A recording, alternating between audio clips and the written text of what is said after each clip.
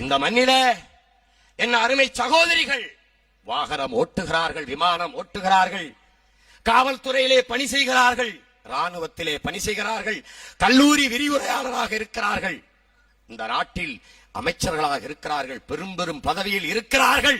இதற்கெல்லாம் தோள் கொடுத்து தூக்கி நிறுத்தியவன் தந்தை பெரியார் என்ற ஒப்பற்ற தலைவன் என்பதை என் அருமை தாய்மார்களும் என் உடன் பிறந்த சகோதரிகளும் மறந்துவிடக் கூடாது. உலகத்திலே பொம்பலை கொல்லி போட்டா புனம் வேகாதா என்று கேட்ட முதல் புரட்சியாளன் தந்தை பெரியார். மான உணர்வோடும் இன உணர்வோடும் மனிதன் வாழ வேண்டும் என்று இந்த இனத்திற்கு சூடூட்டி சொரணை ஓட்டி சுயமரியாதையோடு எங்களை வாழ கற்றுத் தந்த தலைவன் தந்தை பெரியார். எம்ஜிஆர் அவர்கள் பெரியாரின் சிந்தனைகளை திரைப்படத்திலே நிகழ்த்தி காட்டிய ஒரு போராளியாக வாழ்ந்தவர். என்ன பெரியாருக்கு எம்ஜிஆருக்கு என்ன ஒப்பீடு? ஆளும் வளரணும், அறிவும் வளரணும், அதுதாண்டா வளர்ச்சி. மானமும் அறிவும் மனிதனுக்கு அழகு, இது பெரியார். இதை மந்திரமாக சொல்லி பழகு, இது பெரியார். ஆளும் வளரணும், அறிவும் வளரணும், அதுதாண்டா வளர்ச்சி.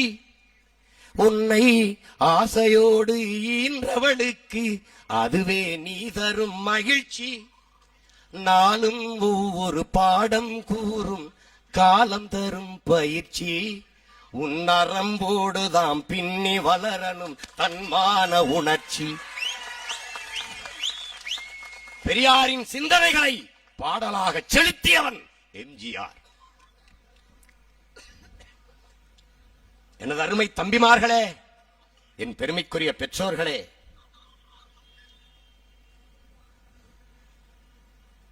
எம்ஜிஆர் திரை உலகில் ஒரு சர்வாதிகாரியாக, ஒரு சக்கரவர்த்தியாக, முடிசூடா மன்னனாக வாழ்ந்தார்.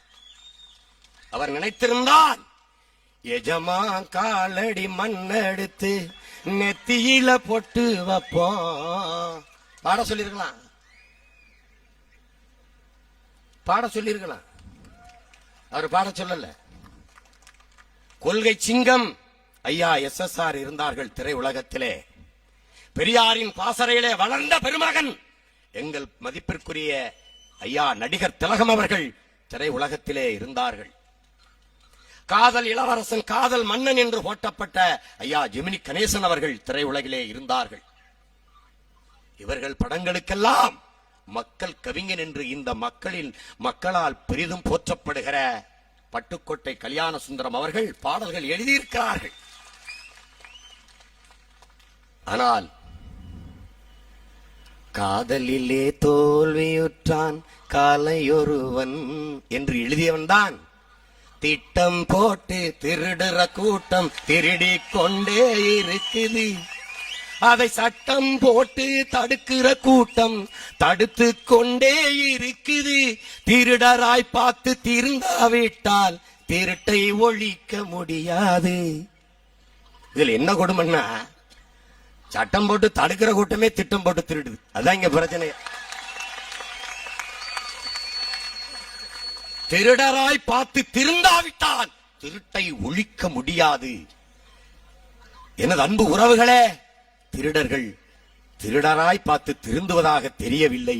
நாம் தான் திருத்தி ஆக வேண்டியிருக்கிறது.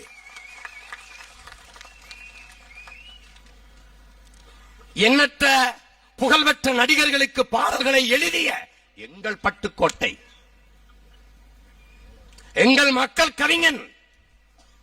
என்றைக்கு மக்கள் கவிஞனானான், மக்களை பற்றி திரை உலகிலே பாடிய போது பாடல் எழுதுவதற்கான வாய்ப்பை தந்தவன் புரட்சி தலைவன் எம்ஜிஆர். அதை மறந்துவிடக் கூடாது. பட்டுக்கோட்டை அவர்களை அழைத்து என்னை புகழ்ந்து பாடு என்று சொல்லவே இல்லை. பாடு, உழைக்கிற நோக்கம் உறுதியாயிட்டா பதுக்குற நோக்கம் இருக்காது, ஒதுக்குற நோக்கமும் இருக்காது. உலகத்துல தான் பாடுவேன். அவனுக்கு நோக்கம் இருந்தது, தன் மக்களுக்கு நல்லது சொல்லணும் நோக்கம் இருந்தது. அதனால பண்ணாரு. வேப்பமர உச்சியில் நின்னு பேயொன்னு ஆடுதுன்னு விளையாட போகும்போது சொல்லி வாப்பாங்க, உன் வீரத்தை கொழுந்திலேயே கிள்ளி வாப்பாங்க. வேலையற்ற வீணர்களின் மூளையற்ற வார்த்தையினை வேடிக்கையாக கூட நம்பி விடாதே. நீ வீட்டுக்குள்ளே அடங்கி கிடந்து வெம்பி விடாதே. யார்? தந்தை பெரியாரின் பகுத்தறிவு கருத்து. வேப்ப மரத்தின் உச்சியிலே பேயிருந்து ஆடுது, போகாதே தெருவுக்கு என்று உன்னை அச்சைப்படுத்துவான், உன்னை பயப்படுத்துவான். பெரியாரின் சிந்தனைகளை திரையில் நிகழ்த்தி காட்டிய ஒரு தொண்டனாகத்தான் அந்த தலைவனை நான் பார்க்கிறேன். தந்தை பெரியார் அவர்களுக்கு பாராட்டு விளையாடுகணும்னு நினைக்கிறாரு. பெரியார் அவர்கள் அழைச்சிட்டு வராங்க ஐயாவை சர்க்கரை நாற்காலியில, இந்த சர்க்கரை நாற்காலியில, ஐயா இருந்த நாற்காலியில. இந்த நாற்காலியில இருந்தாவாது அவர் ஐயா மாதிரி ஆயிரலாமான்னு நினைக்கிறாரு. நாற்காலி ஒண்ணுதான், இருக்கிற ஆளு வெவ்வேறு. அப்ப ஐயா வளர்ச்சிட்டு வந்து உட்கார வைக்கிறாங்க. அன்றைக்கு தமிழக முதல்வர் ஐயா எம்ஜிஆர் அவர்கள் பேசுறாங்க. எனக்கு இரண்டு தலைவர்கள், ஒருவர் கலைவாணர் NS கிருஷ்ணன், இன்னொருவர் பேரறிஞர் அண்ணா என்று பேசுகிறார். திரண்டிருந்த லட்சக்கணக்கான மக்கள் ஆர்ப்பரிக்கிறார்கள். எப்படி தந்தை பெரியாரை மேடையிலே வைத்துக் கொண்டு அந்த அளப்பற்ற தலைவனை அவமானப்படுத்துவது போல, நீங்கள் எனக்கு இரு தலைவன், ஒருவர் கலைவாணர் இன்னொருவர் அண்ணா என்று எப்படி நீங்கள் பேசலாம் என்பது போல கூக்குரல் எழுப்பி ஊளையிட்டு சத்தமிடுகிறார்கள்.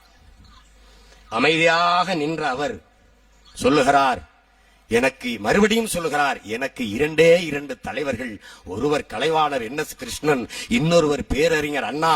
அந்த இரண்டு பெரும் தலைவர்களுக்கும் தலைவனாக இருந்தவர் தந்தை பெரியார் என்று பேசுகிறார்.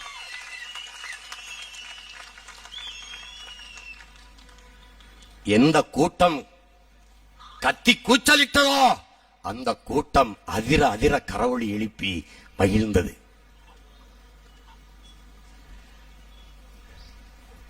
எம்ஜிஆரை பற்றி எப்போது தெரிந்து கொண்டேன்? எங்க வீட்டில் இருக்கிறவங்களுக்கு, எங்க ஊர்ல இருக்கிறவங்களுக்கு சிவாஜி தெரியும், காமராஜ் தெரியும், காங்கிரஸ் தெரியும், வேற எதுவும் தெரியாது. எங்களை எப்படி வளர்த்தாங்க? எம்ஜிஆர் மலையாளி. நீங்க எல்லாம் நம்ப முடியுதா? திரைப்படத்துறைக்கு வர்ற வரைக்கும் நான் எம்ஜிஆர் படமே பார்த்ததில்லை. அதுக்காக நான் வெக்கப்பட்டேன், நான் அவமானப்பட்டேன், தலை குனிஞ்சேன், பல நாட்கள் அழுதேன். வரலாற்றில் மிகப்பெரிய தவறை செய்தது தெரிய தெரிஞ்சிட்டமே அப்படின்னு. அந்த பழியை இந்த மேடையில நான் துடைத்து எறிகிறேன். என் அண்ணன், என் அன்பு தலைவன் பிரபாகரனை நான் சந்தித்து பேசிய போதுதான் அந்த மகத்தான பெருமகனை பற்றி நான் பெரிதும் பெரிதும் மிகப்பெரிய உயரத்திலே அந்த தவறை தலைவனாக நினைத்து நான் மகிழ்ந்தேன். ஒவ்வொரு நொடியும் தலைக்கு மேலே குண்டு, எந்த நிமிடமும் மரணம் எங்கள் அருகிலே நிற்கிறது. நானும் என் தலைவனும் ஒவ்வொரு நிமிடமும் ஓடி ஓடி அங்கும் 5 நிமிடம் 3 நிமிடம் நின்று பேசிக் கொண்டிருக்கிற நேரத்தில் கூட 3 மணி நேரம் என்னோடு பேசினால் 3/4 மணி நேரம் அதிலே எம்ஜிஆரை பற்றியே என் அண்ணன் பேசினார்.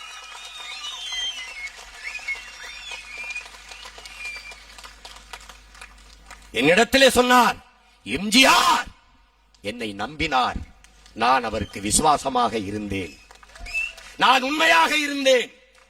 எம்ஜிஆரை போல ஒரு தலைவன் இனி இந்த இனத்திற்கு நமக்கு கிடைக்க மாட்டாரடா தம்பி என்று சொன்னார். காரணம் என்ன? காரணம் என்ன? இந்திய அமைதிப்படை IPK பீஸ் கீப்பிங் போர்ஸ் என்ற பெயரிலே ஒரு அநியாய படை என் தாய் மண்ணிலே, தமிழீழ மண்ணிலே என் தாய் தமிழ் உறவுகளை கொத்துகிற கொடூர கழுகுகளாக கொத்தி குதறிக் கொண்டிருந்த வேளையிலே இந்திய பேராதிக்கத்தை, இந்திய துணைக்கண்டத்தை எதிர்த்து யுத்தம் செய்வதா, சரணடைவதா, ஆயுதங்களை ஒப்படைப்பது, நாம் உயிருக்கு மேலாக நேசிக்கிற நம் தந்தையர் தேசம் இந்தியா, நமக்கு துணை நிற்கும் என்று சுதுமலை மாநாட்டிலே என் தலைவன் பிரபாகரன் பிரகடனப்படுத்துகிறார். உமது வார்த்தைகளை, உங்கள் வார்த்தையை நம்பி எங்கள் ஆயுதங்களை ஒப்படைக்கிறோம். எங்களுக்கு வேண்டியது எம் மக்களுக்கான தீர்வு. அதை யார் பெற்றுத்தந்தால் என்ன, நீங்கள் தருவதா இருந்தால் மகிழ்ச்சி. ஆயுதங்களைத்தான் கையளிக்கிறோமே ஒழிய எங்கள் போராட்டத்தையும் லட்சியத்தையும் அல்ல என்று ஒப்படைத்தார். என்ன துரோகத்தை எனது நாடு, உங்கள் நாடு செய்ததே. எந்த ஆயுதத்தை வாங்கினார்களோ அந்த ஆயுதத்தை மாற்று குழுக்களுக்கு கொடுத்து விடுதலை புலிகளோடு எதிர்யுத்தம் செய்ய வைத்ததே இந்திய அரசு, இந்திய நாடு. அதை கவனமாக செய்து முடித்ததே இந்திய உளவுத்துறை. என் அன்பு சொந்தங்களே, அப்படிப்பட்ட நேரத்திலே வாழ்வா சாவா என்ற போது இனி யாரையும் நம்பி பயனில்லை, நாம் யுத்தம் செய்து சாகலாம் என்று முடிவெடுத்துத்தான் இந்திய வல்லாதிக்கத்தின் படையோடு மோதுகிறார், சண்டையிடுகிறார். ஆஃப்டர் ஆல் 2000 பாய்ஸ் என்று இங்கிருந்த பெருமகன் ஐயா ராஜீவ் காந்தி அவர்கள் சொன்னார்கள். ஆனால் தலைவரிடத்திலே இருந்தது வெறும் 600 பேர் தான். 600 பேரை 100 பேராக பிரித்து பிரித்து பல்வேறு களங்களில் களமாட விட்டுவிட்டு அண்ணனை பாதுகாப்பதற்கு மட்டும் 100 பேர் சுற்றி நிற்கிறார்கள். தாயகத்தை காப்பது எவ்வளவு பெரிய கடமையோ அதே மேல தாயகத்தின் உயிராக இருக்கிற தலைவனையும் காப்பது மேலான கடமை என்ற அழுத்தத்திலே நவம் என்ற அந்த கட்டளை தளபதியின் தலைமையிலே அந்த 100 பேர் தலைவனை பாதுகாக்கிற பணியிலே நிற்கிறார்கள். அப்போது அண்ணன் கிட்டு 36 லட்சம் ரூபாயை கொண்டு வந்து நம் அன்பு தலைவன் அண்ணன் பிரபாகரிடத்திலே கொடுக்கிறார். ஏது பணம்? எம்ஜிஆர் அவர்கள் கொடுத்தார்கள். என் அண்ணன் சொல்லுகிறார், இந்திய நாட்டு உங்களது நாட்டு, அவரது நாட்டின் ராணுவத்தோடு எதிர்த்து யுத்தம் செய்கிறேன். எனக்கு உதவுவது தேச துரோக குற்றம். நான் கேட்கவே இல்லை அவரிடத்தில் பணம். ஆனாலும் கிட்டுவை அழைத்து தம்பி கஷ்டப்படுவான், தம்பி கஷ்டப்படுவான், அவனுக்கு கொண்டு போய் கொடு என்று 36 லட்சம் ரூபாய்களை கொடுத்த வள்ளல்தான் புரட்சி தலைவன் எம்ஜிஆர் என்பதை நாம் மறந்துவிடக் கூடாது. தான் செய்வது தேச துரோகமே ஆனாலும் என் இனத்தின் விடுதலை முக்கியம் என்ற உயர்ந்த நோக்கத்திற்காக உதவிய தலைவர் யார்? மலையாளி, சேர தமிழனின் மகன், செல்ல மகன். என் பாட்டன் சேர சோழ பாண்டியனில் மூத்த மன்னனின் பிள்ளைகள் தான் இன்று மலையாளிகளாக இருக்கிறார்கள் என்பதை என் அருமை தமிழ் மக்கள் புரிந்து கொள்ள வேண்டும்.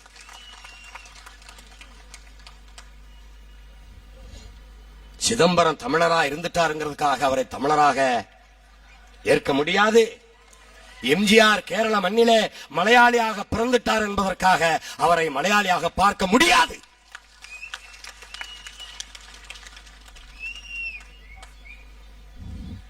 என் அண்ணன் அவரை பற்றி சொல்லும் போதெல்லாம் நீங்கள் நம்புகிறீர்களோ இல்லையோ என் சொந்தங்களே, தலை குனிந்தபடியே இருந்தேன்.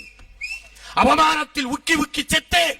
இப்படிப்பட்ட ஒரு தலைவனை நாம் பேசியிருக்கிறோமே, அவர் படத்தை பார்க்காமல் நிராகரித்திருக்கிறோமே, அவரை பற்றி அறியாது தெரியாது இருந்திருக்கிறோமே, எவ்வளவு சிறுபிள்ளைத்தனம் என்று வெக்கத்தில் அவமானத்தில் கூடி குறுகினேன். என் அண்ணன் என் தோள் மீது கையை போட்டுக் கொண்டு இப்படி நடக்கும் போது இரு அணைக்கிறார். இப்படித்தான் என்னை எம்ஜிஆர் இரு அணைத்தார். அணைத்து கேட்டார் என்னிடத்திலே, நாடு அடைகிறதுக்கு மொத்தமாக எவ்வளவு செலவாகும் என்று கேட்டார். நாடு அடைகிறதுக்கு மொத்தமாக எவ்வளவு செலவாகும் என்று கேட்டார். அடுத்த நொடியிலே என் அண்ணன் பிரபாகரன் யோசிக்காமல் சொன்ன வார்த்தை 100 கோடி அண்ணா, நான் தர்றேன், நான் தர்றேன், நீ நல்லா சண்டைபிடி.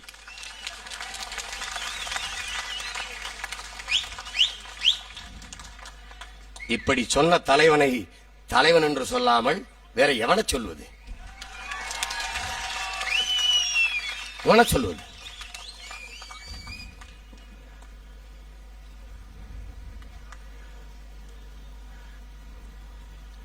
என்னது 5 மாசம் பேசாம முடக்கி வச்சிட்டா அவன் பேசாம விட்டுருவான், பயந்துக்குருவான். இந்த சிறையில போட்டா அவன் பயந்துக்குருவான். என்னது 1,00,000 துப்பாக்கியை கடந்து போய் உயிரே உதிர மயிரா நினைச்சு போன நானு இந்த சிறையை பார்த்து பயப்படுவேன். இதுல என்ன கொடுமைன்னு கேட்டீங்கன்னா, சிறை எனக்கு ரொம்ப வசதி. நிறைய படிக்கலாம், 5 மணிக்கு எழலாம், 6 மணிக்கு உடற்பயிற்சி செய்யலாம். நான் சாப்பிடலன்னா என் அம்மா அப்பா என் தம்பிமார்களை விட இந்த காவல்துறை அதிகாரிகள் கவலைப்படுவாங்க. சாப்பிட்டுங்க ஐயா, வேளா வேலைக்கு சாப்பிட்டுங்க ஐயா, உடல் கட்டு போயிருயா. ஐயா என்னையா தும்முறீங்களையா, மாத்திரை டாக்டர் வர சொல்லுமாங்க ஐயா. என்னது அது பாருங்க, அது கால கொடுமை. அங்க 5 மாசமும் காலையிலையும் மாலையும் உடற்பயிற்சி செஞ்சு சரியா 10 மணிக்கு உறங்கி காலையில 5 மணிக்கு எழுந்த நான் 1 மணி நேரம் உறங்குறேன். வந்த 10 நாளா உடற்பயிற்சி செய்ய நேரம் இல்ல. என் தம்பி கிட்ட சொன்னேன், இதுக்கு நான் சிறையிலே இருந்திருக்கலாம்டா, என்ன எதுக்குடா போராடி கூட்டி வந்தீங்க, பெரிய கஷ்டமா இருக்குடா. இவங்க நினைச்சிட்டு இருக்காங்க சிறை எப்போதும் பொறுக்கிகளையும் போக்கிரிகளையும் சிதைக்கும், போராளிகளை எப்போதும் செதுக்கும்.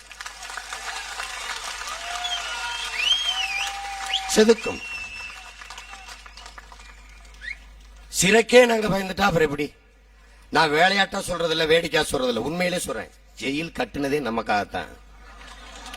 பாருங்க, நாம போகலைன்னா நம்ம பிள்ளையெல்லாம் படிச்சுட்டு காவல்துறையில போயிருக்கேன், அவனுக்கு வேலை யாரு கொடுக்கறது? இப்ப பாருங்க, என் வழக்க 10-15 வழக்கறிஞர்கள் பார்த்திருக்காங்க, அவங்களுக்கு வேலை யாரு கொடுக்கறது? நம்ம போகணும். அதனால இது ஒரு பெரிய விஷயமா நம்ம கருதக்கூடாது, அச்சப்படக்கூடாது. அதனால சிறை எல்லாம் ரொம்ப சாதாரணம். நீ என்ன பண்ணீங்க, அப்படியே ஒரு அடி ஆழத்துல ஓடிக்கிட்டு இருந்த தண்ணிய அப்படியே தடுத்து ஒரு 5 மாசம் தேக்கி வச்சு திறந்து விட்டீங்கன்னா அப்படி ஓடும். அப்படிதான் நீ ஓடுவேன். எப்படி பாய்வேன்? பசித்து பசித்து பசித்து சரியான உணவுக்காக காத்திருக்கிற புலி போல, உரிய வேட்டைக்காக காத்திருக்கிற புலி போல பாய்வேன். அடிச்சா மரணம் தான், தப்பிக்க முடியாது. அதை நீங்க புரிஞ்சுக்கணும். புலினா ஏன் புலிய பிடிச்சு தூக்குறான்? அதான்டா மானமுள்ள விலங்கு. தனக்கான உணவை விரட்டி விரட்டி வேட்டையாடி வீழ்த்துகிற போது அடித்த மிருகம், அடித்த விலங்கு இடது கை பக்கம் விழுந்தால் எடுத்து தின்னாது. சி, என் வீரத்துக்கே இழுக்கடா, இடது கை பக்கம் விழுந்து விட்டதடா என்று கருதும். அதனால்தான் அந்த புலியை, மானமுள்ள அந்த விலங்கை என் பாட்டன் அருள்மொழி தேவனும் என் அண்ணன் பிரபாகரனும் தனது கொடியிலே ஏந்தினார்கள். அவர்கள் வழி வந்த இந்த தமிழ் பிள்ளை நாங்களும் எமது கொடியாக அதே புலிக்கொடியை ஏந்துகிறோம். திரளாக திரண்டிருக்கிற என் தமிழ் சொந்தங்கள் சிந்திக்க வேண்டும். 60 ஆண்டுகளாக எங்களை அடிக்கிறான் சிங்களன். அப்போது வலிக்காத இந்த கருணாநிதிக்கு அப்போது வலிக்காதது? 537 தமிழக மீனவனை சிங்களன் அடித்திருக்கிறான், அப்போதெல்லாம் இவர்களுக்கு வலிக்காதது? இறந்த என் தங்கையின் உடலை புணர்ந்திருக்கிறான் சிங்களன், அப்போதெல்லாம் இவருக்கு வலிக்காதது? என் மீனவனை நீ அடித்தால் உன் மாணவனை நான் அடிப்பேன் என்று சொன்னது உங்களுக்கு வலிக்குதென்றால் நீங்கள் எங்களவனா இல்லை சிங்களவனா?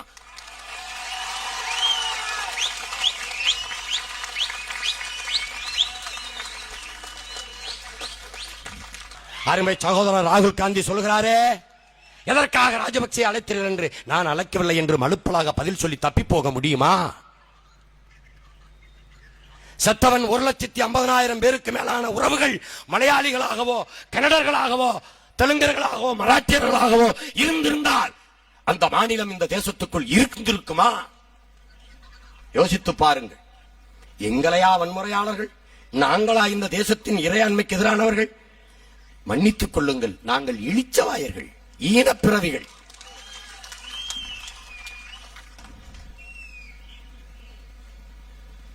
கொத்து கொத்தாக நச்சுக்குண்டுகளை வீசி பச்சிளம் குழந்தைகளுக்கு பால்குடி மறக்காத குழந்தைகள் மீது கொத்தனி குண்டுகளையும் கிளஸ்டர் பாம்புகளையும் விஷவாயுகளையும் வீசி தாக்கி அழித்த போது, என் அக்கா தங்கையை அம்மனமாக நிறுத்தி பாலியல் வல்லுறவு செய்து படுகொலை செய்து கொன்று வீழ்த்திய போது, என் மொத்த இனத்தையும் அழுத்தி நிறுத்திய போது கதறினோம், கத்தினோம், அழுதோம், மண்டியிட்டோம். அரசியல் தலைவர்கள் அதை திருநங்கை வரை தெருவிறங்கி போராடினோம். ஆடு மாடுகளை தவிர எல்லோரும் இறங்கி போராடினோம். எண்ணற்ற போராட்டங்களை செய்தோம். மழையில் நனைந்தோம், மனித செங்கலிகளை நடத்தினோம், தீக்கு எங்கள் உடலை தின்ன கொடுத்தோம், என்னென்னவோ செய்தோமே. என் உறவுகள், எங்கள் ரத்த சொந்தங்கள் அந்த மண்ணிலே செத்து விழுந்து கொண்டிருந்த போதும் இந்த மண்ணிலே சிங்கள மாணவர்கள் படித்துக் கொண்டுதானே இருந்தார்கள். இந்த மண்ணிலே சிங்களர்கள் வர்த்தகம் செய்து கொண்டுதானே இருந்தார்கள்.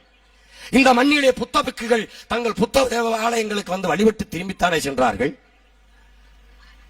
நினைத்து பாருங்கள், எங்களுக்கு நாங்களே தீயிட்டு செத்தோமே ஒழிய எந்த சிங்களன் மீதாவது ஒரு நகை கீறலை ஏற்படுத்தினோமா? நாங்களாடா இந்த நாட்டில் வன்முறையாளர்கள்? நாங்களாடா இந்த தேசத்தின் இறையாண்மைக்கு எதிரானவர்கள்? இதைவிட கொடுமை ஏதாவது உண்டா? கருணாநிதி என்னை கைது பண்றது எல்லாம் அவசரம். பேசிட்டு வீட்டுக்கு வர்றேன், வரும்போதே பின்னாடி கைது வருது. எத்தனை நாளா நீங்க காத்திருந்திருப்பீங்க என்ன உள்ளதுக்கு போடுறதுக்கு? நானும் எத்தனை நாளா காத்திருக்கேன் உங்களை ஒரு வழி பண்றதுக்கு. நானும் எத்தனை நாளா காத்திருக்கேன். நீங்க பெரிய அரசியல் சாணக்கியம், பெரிய ராஜதந்திரிங்க. நீ என்ன பெரிய சாணக்கியம்? நீ என்ன பெரிய அரசியல் ராஜதந்திரி? சாகர வரைக்கும் எம்ஜிஆர் வீழ்த்த முடியல, நீ என்ன பெரிய ராஜதந்திரி?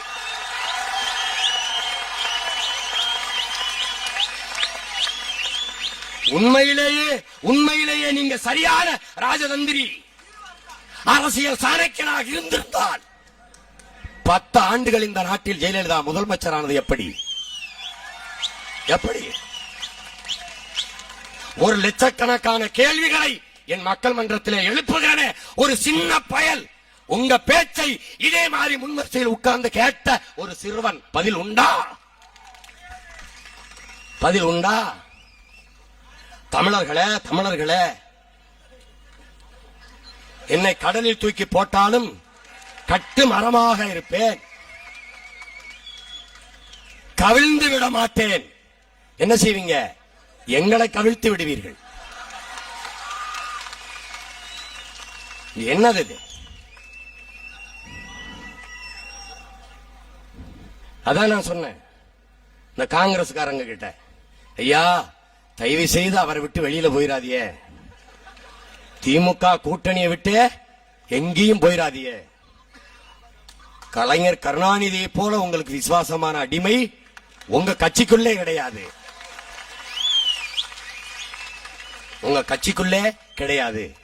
அதனால தயவு செய்து அவரை விட்டுட்டு போயிடாதீங்க. அவர் இரவுல மூச்சு விடுறதே காங்கிரஸ் காங்கிரஸ் காங்கிரஸ் என்று மூச்சு விடுற. அதனால நீங்க அவரை விட்டு போயிடாதீங்க. அவரோடு இருந்தா தான் எங்களுக்கு கொஞ்சம் வசதி. இருங்க, எமக்கு ஒரு லட்சிய வெறி, உள்ளத்திலே எரிகிற நெருப்பு எங்கள் கண்களிலே கொப்பளித்து நிற்கிறது. உடம்பெங்கும் ஓடுகிற அத்தனை நரம்புகளும் முறுக்கேறி நிற்கிறதே எமது லட்சிய வெறி. எந்த பதவிக்காக, எந்த ஆட்சிக்காக எம் இன அழிவிற்கு துணை நின்றீர்களோ அந்த பதவி உமக்கு மட்டுமல்ல, உமது மகனுக்கும் அல்ல, உன் குடும்பத்திற்கு எந்த காலத்திலும் இல்லை என்ற நிலையை உருவாக்குவதே எமது லட்சிய வெறி. இது இந்த மண்ணை ஆள நினைக்கிற எவனுக்கும் ஒரு வாழ்நாள் பாடம். தமிழர்களுக்கு எதிராக எவனும் சிந்திக்கவே கூடாது. காங்கிரஸை வீழ்த்துவோம்.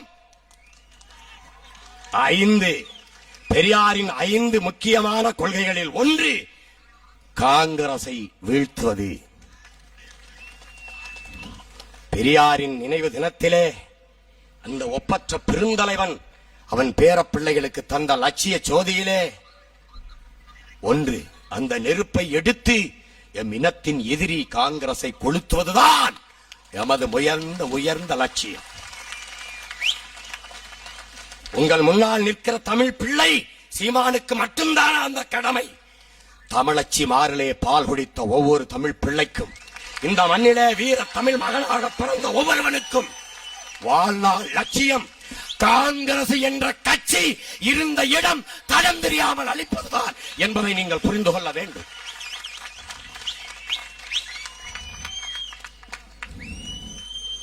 காங்கிரஸ். பீகார்ல கூட உனக்கு 4 இடம். என் மாமன் சாகுலம் இது சொன்னது போல தனிச்சு நின்னுவார். அந்த 4 இல்லாம நக்கிட்டு போவார். வந்து பார், நீ 110 வருடமான கட்சி தொடங்கி 7 மாசம் 5 மாசம் சிறையில் இருந்து நேத்தா வந்திருக்கேன். இன்னும் கட்சிக்கே மேட இந்த கூட்டம் நடத்துறதுக்கே காசு இல்ல. எங்க அண்ணன் தங்கராசு தம்பி 70,000 கொஞ்சம் கடனா இருக்குது. இருங்க பாத்துக்கலாம், அப்புறம் பிச்சை எடுப்போம். பிரபாகரன் தம்பி பிச்சை எடுக்கிற நிலைமைக்கு ஆயிட்டான். இதுல கொடுமை என்ன, 2000 கோடி எங்க அண்ணன் எனக்கு கொடுத்துட்டு போயிருக்காருன்றான். கேவலமே, இப்படி பேசியே எங்களை குவாலி பண்றான். ஒருத்தன் துணிஞ்சு வந்தா போதும், சும்மா பேச மாட்டான். அவரு 2000 கோடி கொடுத்துருக்கிறாரு, இப்ப எடுக்க மாட்டாரு, கொஞ்சமா எடுப்பாரு. ஒருத்தன் சொல்லியிருக்கான் 350 கோடி பிரபாகரன் கொடுத்தாராம, எவனை எண்ணி கொடுக்கும்போது பார்த்த மாதிரி. ஏண்டா பணத்தை கட்டி பிடிச்சி அழுதுகிட்டு இருந்த அக்கா தங்கி எனக்கு பணத்தை அனுப்பிட்டாடா, மறுவேளை பார்ப்பேன். என்னடா லூசு பயிலுக்கு பிறந்த லூசு பயிலு, இப்படி அவர் பேச்சு பேசிட்டு இருக்கிறது. பணத்தை 2000 கோடி கொடுத்தா 2000 கோடி 2000 கோடி எங்ககிட்ட இருந்தா அதுக்கிட்ட நாடு கட்டி சண்டை ஓடுறான். ராஜபக்ஷ கொடுத்தா பாதியா பிரிச்சு எழுதி கொடுத்துட்டு போயிடுவான்டா அவன் ஒரு கிறுக்கு பைய. 2000 கோடி 2000 கோடி இருந்தா என்ன அருமை தமிழ் சொந்தங்களை மாலத்தேவையில 4 தீவை தனியா வாங்கி இதான் ஈழம் கட்டிட மாட்டோமா? 2000 கோடி வச்சிருக்கிறவன் நாங்க பால் ரசு குண்டு இருக்குல்ல, அதை உருக்கி குண்டு செஞ்சு சண்டை ஓடுறோமா? 2000 கோடி வச்சிருக்கிறேன் கேனப்பயிலு, சும்மா 2000 கோடி வச்சிருக்க. 2000 கோடி வச்சிருக்கிறோம். எங்கிட்டு வச்சிருக்கிறேன்? எனக்கு இடிஞ்ச 2 வீட்டு கோடியும் தெருக்கோடியும் தான் இருக்கு. 2000 கோடி. இவங்க இந்த கொள்ளையடிச்சு பழக்கம்ங்க. 1,76,000 கோடிக்கு எத்தனை சுழினே தெரியல பல பேருக்கு. என்னடா இப்படி இத்தனை லட்சம் கோடியை கொள்ளையடிச்சு விட்டீங்களான்னு கனிமொழிகிட்ட கேக்குறாங்க. என்னங்க இந்த ஸ்பெக்ட்ரம் ஊழல் பிரச்சனையில உங்களுக்கு எப்படி காங்கிரஸ் முன்னை விட வலுவா இருக்கு? காங்கிரஸுக்கு எங்களுக்கு உறவே முன்னை விட வலுவா இருக்கு. கருணாநிதி கிட்ட கேக்குறாங்க, முன்னை விட ரொம்ப கெட்டியா இருக்கு. என்ன செட்டிநாடு சிமெண்ட் போட்டு கட்டுறீங்களா? அது கெட்டியா இருக்கிறது என்னங்கடா? உலக கொடுமைடா அது, உலக கொடுமை. என்னது? காந்தியை எவ்வளவு தெரியுமோ, இந்திரா காந்தி நேருவை உலக நாடுகளுக்கு எவ்வளவு தெரியுமோ அவ்வளவு தெரியும் இவங்கள இப்ப உலகத்துல. இது என்னது? இது எந்த கொடுமை? இது என்னப்பா இப்படி திருடிவிட்டீங்க அப்படின்னா அதுக்கு என்ன பதில்? என்னங்க சோனியா காந்தி ஊழலுக்கு எதிராக நான் நடவடிக்கை எடுப்பேங்கிறாங்க. அதை பத்தி நீங்க ஏன் பயப்படுறீங்க? திருடின நாங்களே பயப்படல. என்ன உங்க வீட்டுல எல்லாம் ரைடு வருது, உங்க வீட்டுல வரல? எங்க வீட்டுல என்ன அளவுக்கு வருது? உங்க வீட்டுக்கு தான் வரும். கொள்ளையடிச்ச வீட்டுல விட்டுட்டு அங்கிட்டு வேடிக்கை வைக்கிற வீட்டுக்கு வரும் ரைடு. என்னது இது? இவங்க இந்த நாட்டுல ஒரு சட்டம் வச்சிருக்காங்க, எவ்வளவு வேணாலும் தேடிக்கலாம், பதவி விலகுனா போதும். யாரு இந்த நாட, என் பெருமைக்குரிய தேசத்தை நான் பேசிட்டா இறையாண்மை வந்துருது. கற்றறிந்த பெருமக்களை, கல்லூரி பள்ளிகளில் படித்துக் கொண்டிருக்கிற இளம் புரட்சியாளர்களை, அறிஞர் பெருமக்களை, பத்திரிகை நண்பர்களை கவனியுங்கள். என் பெருமைக்குரிய தேசத்தின் பெருமைக்குரிய ஜனநாயக செயல்களை பாருங்கள். நாட்டின் பாதுகாப்பிற்கு பீரங்கி வாங்க போன இடத்தில் போவாஸ் ஊழல். கார்கில் யுத்தத்தில் இறந்து போனவனை அடக்கம் செய்வதற்கு சவப்பட்டி செய்வதில் ஊழல். இறந்து போன போர் வீரர்களின் மனைவிக்கு, விதவை தாய்மார்களுக்கு வீடு கட்டி கொடுப்பதிலே ஆதர்ஸ் ஊழல். தேசத்தின் கௌரவம் என்று விளையாட்டு போட்டி நடத்துவதற்கு 71,000 கோடி செலவு. 7,000 கோடிக்கு திட்டமிட்ட விளையாட்டு போட்டி 71,000 கோடியில் முடிகிறதென்றால், என் அன்பான மக்கள், உங்கள் நிர்வாக திறன் என்ன, இந்த அரசுகளின் நிர்வாக திறன் என்பதை நீங்களே சிந்தியுங்கள். 7,000 கோடி 14,000 கோடி ஆனால் பரவாயில்லை, பொறுத்துக் கொள்ளலாம். 7,000 எங்கே, 71,000 கோடி எங்கே? 71,000 கோடி செலவழித்து தேசத்தின் கௌரவத்திற்கு காமன்வெல்த் விளையாட்டு போட்டி. இந்த தேசத்திலேதான் 1,00,000க்கு மேலான உழைக்கும் மக்கள், பாட்டாளி சொந்தங்கள், ஏழை விவசாயிகள் தற்கொலை செய்திருக்கிறார்கள். இந்த படத்தை அருமை சகோதர கலைஞன் அமீர்கான் பீப்ளி லைஃப் என்ற அந்த படத்தை எடுத்து இந்த நாட்டின் பெருமைக்குரிய பெருமகன் ஐயா மன்மோகன் சிங் அவர்களுக்கு திரையிட்டு காட்டுகிறார்கள். வெரி நைஸ் பிலிம் என்று கரம் கொடுத்து பாராட்டுகிறார்கள். உன் நாட்டின் குடிமக்களிலே 1,00,000 பேர் தற்கொலை செய்திருக்கிறான். Very nice film. உழைத்து உழைத்து இந்த தேசத்தின் பொருளாதாரத்தை பெருக்குவதற்கு இந்த நாட்டின் உணவு கிடங்கு நிறைத்தானே.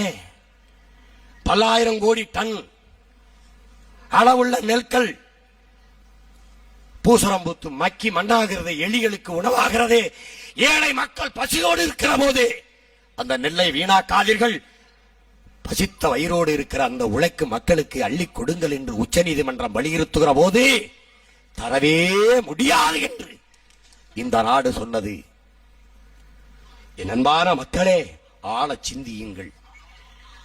காமன்வெல்த் விளையாட்டு போட்டி ஊழலை மறைத்தது 2ஆம் அலைக்கற்றை என்ற இந்த 2G ஊழல். 2Gனா சோனியா காந்தி ஜி, மன்மோகன் ஜி, இந்த 2G தான். இந்த ஊழலை நினைத்து பாருங்கள். காமன்வெல்த் விளையாட்டு போட்டியில அந்த நடந்த ஊழலுக்கு விசாரணை கமிஷன் வைக்கும் போது ஆவணங்களை காணவில்லை. தேசத்தின் பெருமையை பாருங்கள். 400 பக்கம் கொண்ட ஆவணங்களை காணவில்லை என்கிறது எனது நாடு. இதை மறைப்பதற்கு விடுதலை புலிகள் ஊடுருவி எங்களை கொள்ள வாரார்கள். யார? கருணாநிதி, சிதம்பரத்தை, அம்மையார் சோனியா காந்திய. இது என்னது இது? நீங்க ஒண்ணு கவனிங்க. விடுதலை புலிகளை கொன்றுவிட்டோம் என்று நீங்கள் சொன்னது உண்மையா? விடுதலை புலிகள் இப்போது எங்களை கொல்ல வருகிறார்கள் என்று சொல்வது உண்மையா? எது உண்மை? அப்ப நாங்க தெம்பா இருக்கலாம், நம்பிக்கையோட இருக்கலாம். விடுதலை புலிகளை நீங்க கொல்லல, இன்னும் உயிரோடு தான் இருக்கிறாங்க. என்னது இது? ஒரு பைத்தியகாரத்தனம். அதான் நான் சொன்னேன், ஐயா விடுதலை புலிகளால உங்களுக்கு பாதிப்பு இல்லையா, உங்களாலதாயா என் இனத்துக்கு ஆபத்து. நாங்க தாயா கவனமா இருக்கணும். என்ன ஏமாற்று வேலை, எவ்வளவு போலி, எவ்வளவு பித்தலாட்டம், எவ்வளவு பிராடுத்தனம். இந்த நாடு விடுதலை புலிகள் இந்த தலைவர்களை கொல்ல வருவதை அவர்கள் சிந்தனையில் சிந்தித்துக் கொண்டு இருப்பதை முன்கூட்டியே கணித்து தடுப்பதற்கு ஐயா சிதம்பரம் வீட்டில் கனத்த பாதுகாப்பை போடுகிற இந்த அரசு 25 பேர் ஊடுருவி மும்பையிலே 159 பேரை சுட்டுக் கொன்னது. உள்ளே வந்து சுட்டு கொன்னுட்டான்னா எத்தனை காலம் பேசியிருப்பான், எவ்வளவு திட்டமிட்டு இருப்பான். அதையெல்லாம் உளவு பார்க்காம எங்கே போய் உறங்கி கிடந்தீங்க? என்னது இது? என்னது இது? மாதிரி ஒரு பைத்தியக்காரத்தனம் உண்டா? காமன்வெல்த் விளையாட்டு போட்டி நடக்கும் போது டெல்லியில முதலமைச்சரா இருக்கிற அருமையார் சீலா தீட்சித்து தாழ்த்தப்பட்ட மக்களின் வளர்ச்சிக்கென்று ஒதுக்கிய நிதியை எடுத்து காமன்வெல்த் விளையாட்டு போட்டிக்கு செலவு செய்து விடுகிறார். கண்டறிந்து கேட்கிற போதே ஆமா செலவு செஞ்சிட்டோம். அருமை ஐயா சிதம்பரம் அவர் கூட ஒத்துக்கிறார். அப்ப நாங்க கண்டுபிடிக்கலன்னா அதை கண்டுக்கிறே மாட்டிய. இதை விட ஒரு தேச துரோகம் உண்டா? இதை விட ஒரு ஈன நிலை இழி செயல் உண்டா? இதை விட ஒரு கையாளர் ஒரு ஊழல் உண்டா? இதுக்கு என்ன வழி? இதற்கெல்லாம் என்ன மாற்று? சீனா வருது தொழில் தொடங்க, சிங்கப்பூர் வருது தொழில் தொடங்க, அமெரிக்கா வருது தொழில் தொடங்க. நீ என்ன பண்ற? நீ என்ன பண்ற? இந்த நாட்டின் பெருமை மிக்க செயல்களை கவனிங்க. சீனா வருது, நான் சொல்றேன் பாகிஸ்தானும் வரும். பாகிஸ்தானை கொண்டு வருவேன். நான் போய் பாகிஸ்தான் பிரதமர்கிட்ட போய் நீங்க வா தமிழ்நாட்டில் வந்து தொழில் தொடங்க, எவன் இல்லை ஏன் நிலத்தை தாரேன்பேன். சீனா வரும்போது பாகிஸ்தான் வரக்கூடாதா? சீனா பகை நாடு வர்றான், பாகிஸ்தான் வரக்கூடாதா? வருங்கால தமிழகத்தை வலிமை மிக்க தமிழமாக வளமான தமிழமாக மாற்றி அமைக்க இருக்கிற இளம் புரட்சியாளர்களை கவனியுங்கள். இந்த நாட்டிலே எண்ணற்ற தொழிற்சாலைகளை நிறுவ வருகிற உலக நாடுகள் தாராளமயமாக்கல் குளோபலைசேஷன் என்று திறந்து விட்டிருக்கிறதே இந்த தேசம். வருகிற போது வெறுங்கையை வீசிக்கொண்டு வருவான். ஏதோ ஒரு சொத்தை அடமான பத்திரத்தை இந்திய வங்கிகளிலே காட்டுவான். 5000 கோடி முதலீட்டு பணத்தை பெறுவான். நிலத்தை அரசு கொடுக்கும் 5000 ஏக்கர் 2000 ஏக்கர் விளை நிலங்களை மக்களின் விருப்பம் இல்லாமல் பறிக்கும். பறித்து அதற்கு இழப்பீடு, உரிய தொகையல்ல, இழப்பீடு என்ற பெயரிலே பணத்தை தரும். அதிலே தொழிற்சாலை தொடங்குவார்கள். தடையில்லா மின்சாரம், தண்ணீர் அனைத்தும் கொடுக்கப்படுகிறது. மனித உழைப்பு மலிவாக கிடைக்கிறது. எனது தேசத்திலே படித்த இளைஞர்களுக்கு வேலை இல்லை. என் உழைப்பை சுரண்டுகிறான். மின்சாரம் இலவசம், நீர் நிலம் அனைத்தும் கிடைக்கிறது. உழைப்பை சுரண்டி உற்பத்தியை பெருக்கி உபரியை பெருக்குகிறான். லாபத்தை கோடி கோடியாக அள்ளுகிறான், கொண்டு போகிறான். எனக்கு கிடைப்பது வெறும் கூலி, சம்பளம். உழைப்பை பெருக்கி உற்பத்தியை பெருக்கி, உழைப்பை சுரண்டி உற்பத்தியை பெருக்கி உபரியை பெருக்கி லாபத்தை கொண்டு போகிற நாடு முன்னேறுமா? வெறும் கூலிக்கு வாங்கி சாப்பிடுகிற நாடு முன்னேறுமா என்பதை என் முன்னே திரண்டிருக்கிற என் தமிழ் சொந்தங்களே நீங்களே சிந்தித்து பாருங்கள். இதுதான் இந்த தேசத்தின் அரசியல் பொருளாதார கொள்கை. சொல்லுகிறது இந்த நாடு நாங்கள் வளர்ந்து கொண்டிருக்கிறோம். ஐரோப்பிய நாடுகளிலும் சரி, வேற எந்த நாட்டிலும் சரி, சீனாவோ அமெரிக்காவோ அந்த நாட்டில் தொழில் தொடங்கும் போது நிலத்தை வாங்குவதில்லை, குத்தகைக்கு ஒப்பந்த அடிப்படையிலே பெறுகிறது. லீஸ் என்று சொல்லுகிறோமே அப்படி. கட்டிடம் கட்டும், வணிக நிறுவனங்களை நிறுவும், தொழிற்சாலைகளை தொடங்கும். 90 ஆண்டுகள் முடிந்த பிறகு அந்த நிலத்தை அந்த கட்டுமான பணிகளோட கட்டடத்தோட அப்படியே அதன் சொந்தக்காரரிடம் ஒப்படைக்கும். அவர் இல்லை, அவர் வாரிசு இருந்தால் அவரிடத்தில் கொடுக்கும். மறு ஒப்பந்தம் செய்யும். அன்னைக்கு அந்த வாரிசு என்ன விலை சொல்கிறானோ அந்த விலைக்கு திரும்ப பெறும். இதுதான் உலகத்தில் நடக்கிறது. ஆனால் இந்தியாவில் அப்படி நடக்கிறதா? சிறப்பு பொருளாதார மண்டலம் அமெரிக்கா அல்லது இன்ன பிற நாடுகள், அந்த சிறப்பு பொருளாதார மண்டலத்திலே இந்திய அரசியல் சட்டம் செல்லாது, அமெரிக்காவின் சட்டத்திட்டம் தான் செல்லும். இப்படி இந்த நாடு முழுக்க பல்வேறு சிறப்பு பொருளாதார மண்டலங்கள் உருவாக்கப்படுவது என் அன்பு சொந்தங்களே தேகத்தில் தேமல் விழுவது போல இந்த தேசத்தில் ஆங்காங்கே பல்வேறு நாடுகளின் ஆக்கிரமிப்பு நிகழ்கிறது. சீனா இங்கே தொழில் தொடங்கினால் எனக்கும் சீனாவுக்கும் யுத்தம் என்றால் எப்படி சீனாவை வெளியேற்றுவாய்? அந்த தொழிற்சாலைக்குள் உற்பத்தி செய்யப்பட்டது என்னவென்று உனக்கு எப்படி தெரியும்? இதையெல்லாம் நான் பேசினால் மக்களை அச்சுறுத்துகிறார், இறையாண்மைக்கு எதிராக பேசுகிறார். எங்க மாமா கேட்ட மாதிரி ஒரு சின்ன பையன் சீமான் பேசி இந்த இறையாண்மையை சிதைக்கிற மாதிரி இருக்குன்னா அதுக்கு பேரு இறையாண்மை இல்லடா. அவ்வளவு பலகீனமான இறையாண்மை எதுக்கு இந்த நாட்டுக்கு? யோசிச்சு பாருங்க. இதற்கு வழி என்ன? இந்த மண்ணையும் மக்களையும் திட்டமிட்டு ஒரு பிழையான சமூகமாக படைத்து நிறுத்தி இருக்கிறதே கருணாநிதியும் அவருடைய வழி வந்த அரசியல் கட்சிகளும். கருணாநிதியின் அளப்பெரிய சாதனை கேள்வி கேட்க எவனுக்கும் யோக்கியதை இல்லாமல் ஆக்கியதுதான். நான் 2-3 மனைவிகளை கல்யாணம் செய்கிறேன், நீங்க என்ன 2-3 கொண்டாட்டி கட்டிட்டீங்கன்னு முன்னாடி இருக்கிற அமைச்சருக்கோ எம்எல்ஏவுக்கோ எவனுக்கும் தகுதி இருக்கக்கூடாது, நீனும் கட்டிக்க. நான் பல ஆயிரம் கோடிகளை கொள்ளையடிக்கிறேன், உங்களுக்கு எவனுக்கும் தகுதி இருக்கக்கூடாது, நீ என்ன யோக்கியதை அப்படி திருடுறாய், நீனும் திருடிக்க. சிந்திப்ப, உன் மூளை திறனை சிதைக்கணும். குடிச்சுக்க, டாஸ்மார்க்க திறந்து விடு. குடிச்சிட்டு வண்டி ஓட்டாத, குடிக்க போகும்போது வண்டியில போ, குடிச்சிட்டு வண்டி ஓட்டாத.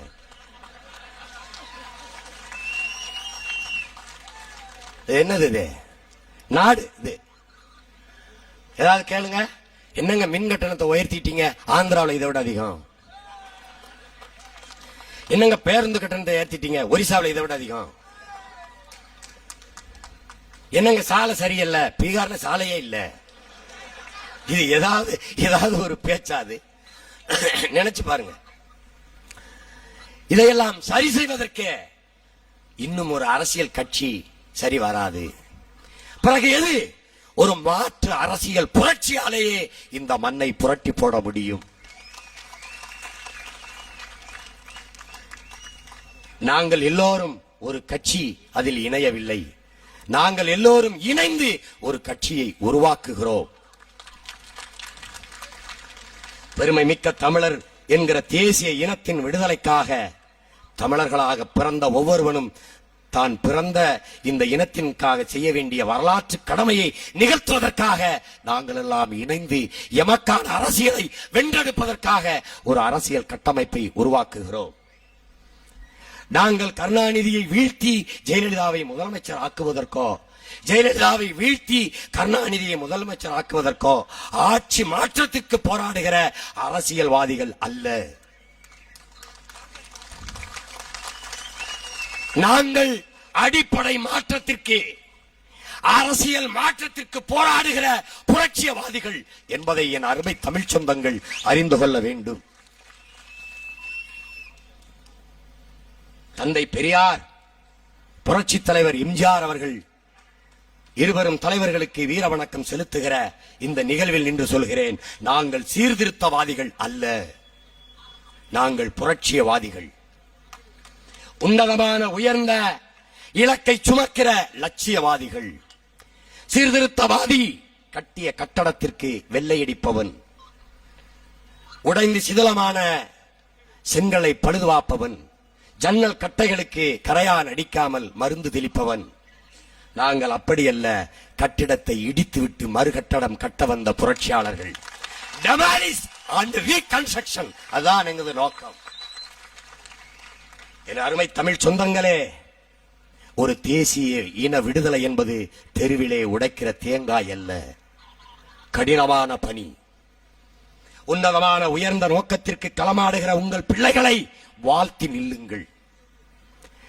உணர்வோடு எங்களோடு இணைந்து நில்லுங்கள், ஆதரவாக நில்லுங்கள். எந்த திமிரில், எந்த துணிவில் கருணாநிதியை வீழ்த்துவேன், சோனியா காந்தியின் காங்கிரஸை வீழ்த்துவேன் என்று பேசுகிறான் சீமான். என் மண்ணும் என் மக்களும் இந்த பிள்ளையை கைவிட மாட்டார்கள் என்ற நம்பிக்கை.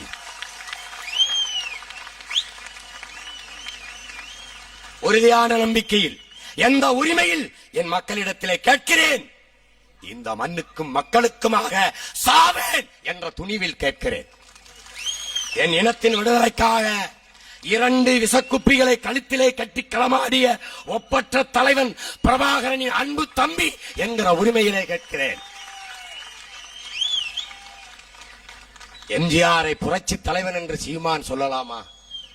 பேசுவார்கள். என் அருமை அண்ணன்மார்கள், என்னை அன்பாக வளர்த்த தலைவர் பெருமக்கள் சொல்வார்கள், சீமான் வாயால ரெட்டலைக்கு ஓட்டு கேட்டுட்டார். ஏண்டா கைச்சினத்துக்கு கேட்டவனை விட கேவலப்பட்டு போயிட்டேன் நான். என்னது ரெட்டலைக்கு கேட்டுட்டாரு. இப்பவும் கேட்க போறேன், இந்த சட்டமன்றத்துக்கும் கேட்க போறேன். கேப்பேன். நான் ஜெயலலிதாவை ஆதரிக்கல. அவங்க ஒண்ணு அன்னி பெசன்ட் அம்மையாரனும் அன்னை தெரசாவென்றோன்னு ஆதரிக்கல. கருணாநிதி காங்கிரஸ் வீழ்த்த ஒரு கருவி, ஒரு கருவி. உண்மையிலே எம்ஜிஆர் புரட்சி தலைவரா? ஆம், புரட்சி தலைவன். ஏன் புரட்சி தலைவன்? உலகத்தில் எந்த தேசிய விடுதலைக்கும் சற்றும் குறைவில்லாத தலைவன், சற்றும் குறைவில்லாத புரட்சியாளன் என் அண்ணன் பிரபாகரன். அந்த புரட்சியாளனுக்கு கரம் கொடுத்து தோள் கொடுத்து துணை நின்ற ஒரே காரணத்திற்காக அவன் புரட்சி தலைவன். என் அருமை தமிழ் சொந்தங்களே, அலெக்சாண்டரால் கிரேக்க இனம் பெருமை அடைந்தது போல, செங்கிஸ்கானால் மங்கோலிய இனம் பெருமை அடைந்தது போல, ஜூலியஸ் சீசரால் ரோமானிய இனம் பெருமை அடைந்தது போல, மாசே துங்கால் சீன பேரினம் பெருமை அடைந்தது போல, ஹோசிமின்னால் வியட்நாமிய இனம் பெருமை அடைந்தது போல, லெனினால் ரஷ்ய இனம் பெருமை அடைந்தது போல, தமிழர் என்கிற பெருமை மிக்க தேசிய இனம் என் அண்ணன் பிரபாகரனால் பெருமை அடைந்து நிற்கிறது. என் அன்பான மக்களே,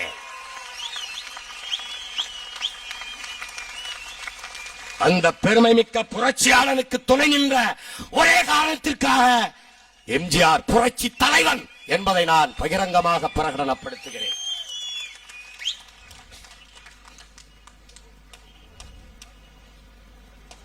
இன்றில்ல, நாளை இல்ல, என்றாவது ஒரு நாள் இன்று தரிசாக கிடக்கிற எங்கள் தாய்நிலம் தமிழீழத்தை மீட்டே தீருவோம்.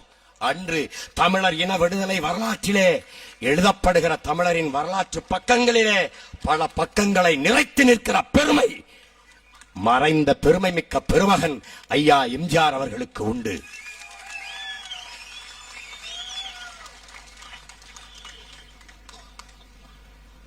திராவிடத்தை எதிர்க்கிறான், பெரியாரை தன் ஐயா என்கிறான், அவரை விட மாட்டேங்கிறானே என்று சிலர் கேட்கலாம். ஆரியத்திற்கு எதிரான திராவிடத்தை நாங்கள் ஏற்கிறோம். இது என்ன ஆரியத்திற்கு எதிரான திராவிடம் குழப்பறானே? நீங்க தானே சொல்றிய பார்ப்பனர்களை நாங்கள் எதிர்க்கவில்லை, பார்ப்பனியத்தை எதிர்க்கிறோம் என்று. இப்ப பார்ப்பனர் வேற பார்ப்பனிய வேறையா இருக்குல்ல? அது மாதிரி ஆரியத்திற்கு எதிரான திராவிடம் என்பதை நாங்கள் ஏற்கிறோம். நாங்கள் திராவிடர்கள் என்பதை ஏற்க மறுக்கிறோம். அதை புரிந்து கொள்ள வேண்டும்.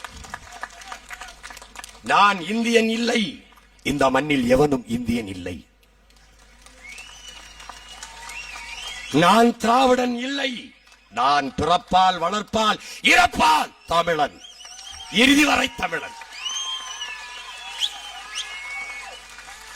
இதுவே எனது பெருமை மிக்க அடையாளம். என்னை போலவே நான் 50,000 ஆண்டுகளுக்கு மூத்த ஒரு பெருமை மிக்க தமிழ் தேசிய இனத்தின் பிள்ளை. என்னை போலவே என் தாய்மொழி தமிழில் இருந்து கிளை மொழிகளாக உருவாகி இருக்கிற சகோதர மொழிகளாக இருக்கிற ஆந்திராவிலே வாழ்கிற என் அருமை தமிழ், என் அருமை சொந்தங்கள் தெலுங்கை தாய்மொழியாக கொண்டவர்கள், கர்நாடகாவில் வாழ்கிற என் அருமை சகோதர மொழி சொந்தங்கள் கன்னட மொழி பேசுகிற கன்னடர்கள், முன்பு சொன்னது போல என் பாட்டன் சேர மன்னனின் மக்கள், மலையாளத்தை தாய்மொழியாக கொண்ட மலையாளிகள், இவர்கள் எல்லாம் இப்படி பல்வேறு மொழிவழி தேசிய பிள்ளைகள் எல்லாம் இணைந்து இந்தியா என்கிற ஒரு நாட்டுக்குள் வாழ்கிறோம். இந்தியாவிற்கென்று ஒரு இறையாண்மை கிடையாது. இதை நீங்கள் தெரிந்து கொள்ள வேண்டும். இந்தியாவிற்கென்று தனித்த ஒரு இறையாண்மை இல்லை. தமிழன் என்கிற தேசிய இனம் எனக்கு ஒரு இறையாண்மை இருக்கிறது. மலையாளிக்கென்று ஒரு இறையாண்மை இருக்கிறது, கன்னடருக்கென்று ஒரு இறையாண்மை இருக்கிறது, மராட்டியருக்கென்று ஒரு இறையாண்மை இருக்கிறது. இப்படி பல்வேறு மொழிவழி தேசிய மக்களுக்கான இறையாண்மையே இந்தியாவின் இறையாண்மையாக இருக்க முடியுமே ஒழிய இந்தியாவிற்கென்று ஒரு தனித்த இறையாண்மை சத்தியமாக இல்லை. பாரத பண்பாடு பாரத பண்பாடு என்கிறீர்களே, அது என்ன பண்பாடு? ஒரு பண்பாடும் இல்லை. எனக்கு ஒரு மரபு இருக்கு. தமிழனுக்கு வேட்டி கட்டணும், சட்டை போடணும், பொங்கல் வைக்கணும், பால் பானை, பொங்க பொங்க, பன்னீர் பொங்க பொங்க, நாங்க ஒரு மரம் வச்சிருக்கோம். எனக்கு ஒரு விளையாட்டு இருக்கு.